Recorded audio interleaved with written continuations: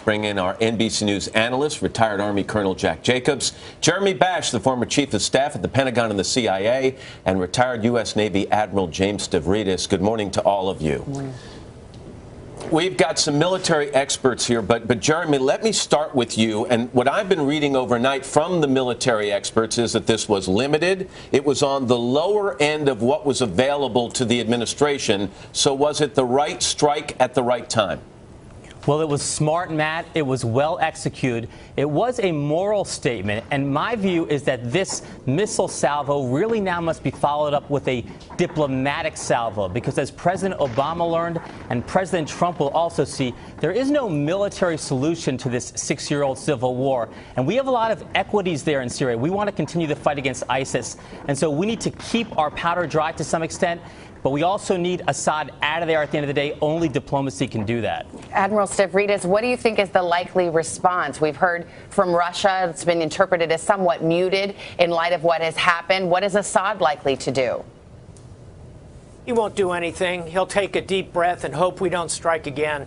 Jeremy's right. There's a diplomatic salvo to come here. It's going to have to be focused on Russia. At the end of the day, Assad is not a decision maker here. The decision maker is Vladimir Putin. I think the strike was proportional, legal, and very well executed. Good day for the Navy to put 60 of these things on target. Well, Admiral, let's stick with you for a second. Talk about the weapon that was used, the Tomahawk cruise missile. They hit those hardened hangars where aircraft were kept. They destroyed aircraft, maybe some fuel supplies. Some people may be wondering this morning why that runway itself wasn't taken out. Explain it.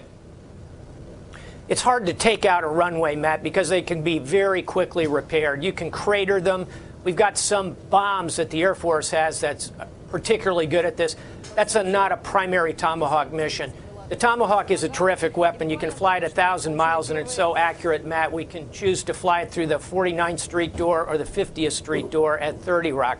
It is incredibly capable weapon system. I've launched hundreds of these over the years, and the hit rate is very, very high.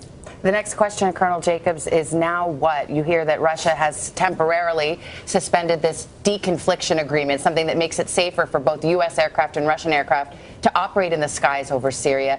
Has Syria become an even more dangerous place this morning? Well, not for the United States. I mean, there's a very limited attack for a very limited objective. Don't forget the president was also playing to a domestic audience. And when Russia says, well, we're going to stop all this deconfliction stuff, they're playing to a domestic audience as well. Our principal objective was to stop Assad from using chemical weapons. And to that extent, this is probably exactly what happened. Let's stay with you. The red line has always been about chemical weapons, but Assad has shown over the last 5 or 6 years that he's willing to kill hundreds of thousands of his own civilians using conventional weapons as well.